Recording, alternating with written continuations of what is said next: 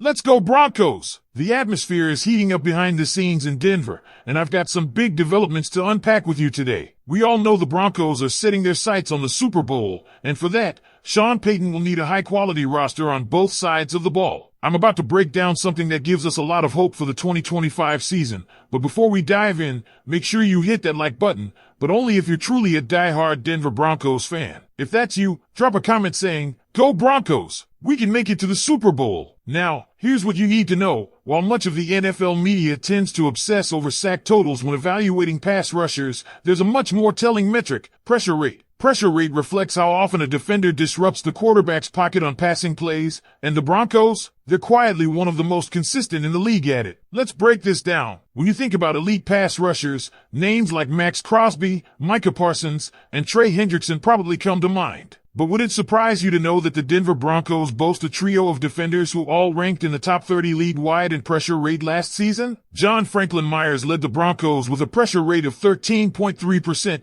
good enough to place him 17th among all NFL defenders. Right behind him, Nick Bonitto wasn't far off with a 13.1% rate, landing at 19th. And Jonathan Cooper? He rounded out the Broncos' top trio at 26th with 11.5%. This kind of consistency doesn't just happen by accident. This is a system working in sync, and it speaks volumes about how Vance Joseph's defensive scheme is giving everyone a chance to shine. Let's not overlook Zach Allen either. Though his individual pressure rate wasn't as high due to the sheer number of snaps he played, more than 520, he still put up elite numbers when it came to average pressures per game. In fact, Allen ranked 5th in the entire league with 4.31 pressures per game, behind only Crosby, Parsons, and Hendrickson. That's elite company, Broncos country. And here's the kicker. While some teams rely heavily on one superstar to generate pressure, like Crosby with the Raiders or Parsons with the Cowboys, the Broncos distribute the load. Everyone eats in this defense. That's what makes this pass rush so dangerous. It's unpredictable and multifaceted. It doesn't hinge on one player dominating, but rather a collective effort that constantly harasses opposing quarterbacks. Now, let's talk team pressure rate. This stat tells us how often a defense, as a whole,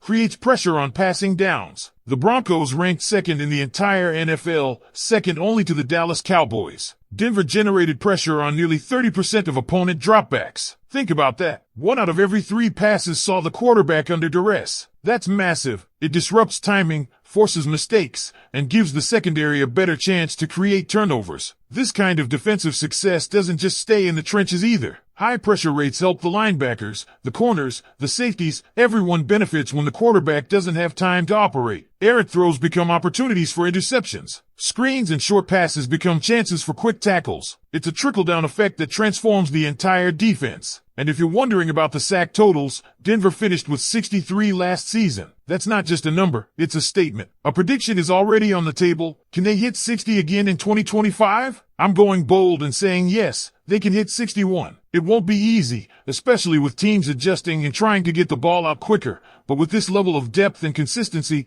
it's absolutely within reach. So here's the big question I want to leave you with for now. Do you think this depth and balance in the Broncos' pass rush is enough to carry the defense to elite status in 2025? Or is there still a missing piece? Someone who can take over a game? Someone who can strike fear into the heart of every offensive coordinator in the league? That's the debate we need to have, Broncos country. Because while consistency and depth are invaluable, sometimes it's that one superstar, that true game wrecker, who tips the balance in a tight playoff game or seals a win in the final minutes. But let's not downplay what the Broncos have built here. When you've got players like Bonitto, Franklin Myers, Cooper, and Allen all contributing at a high level, you're creating a relentless front that wears down offensive lines over 4 quarters. There's no breather, no weak link for opponents to exploit. And that's something special. Think about the ripple effect it creates. Linebackers can play freer. Corners can be more aggressive. Safeties don't have to bail out the front line as often. This is how championship defenses are formed, not just with stars, but with a unit that functions like a machine. And let's give some love to Vance Joseph. His scheme doesn't just enable this kind of pressure, it thrives on it. He's not asking one guy to do it all. He's crafting a system where multiple players can rotate in, keep fresh legs on the field,